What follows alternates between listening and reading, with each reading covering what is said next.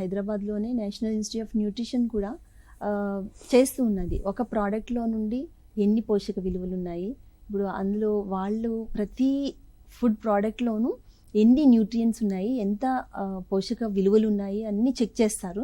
So ఆ పోషక విలువలు ఎక్కువ ఉన్నదంటే డెఫినెట్గా అందులో నాణ్యత ఎక్కువ ఉన్నట్టే అని అర్థం.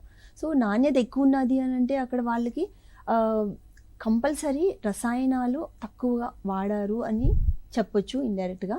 అయితే national institute of nutrition ICMR లెవెల్లో వాళ్ళు చేసే ప్రతిదీ ఇప్పుడు గైడ్లైన్స్లో కూడా చూస్తే కనుక వారు ఇచ్చిన ప్రతి ప్రోడక్ట్ని చెక్ చేసి ఆ యొక్క పదార్థాలని చెక్ చేశారు. అంటే ఒక విటమిన్ నుండి తీసుకుంటే క్యాలరీల వరకు ప్రతి ఒక్కటి చెక్ చేయడం జరిగింది.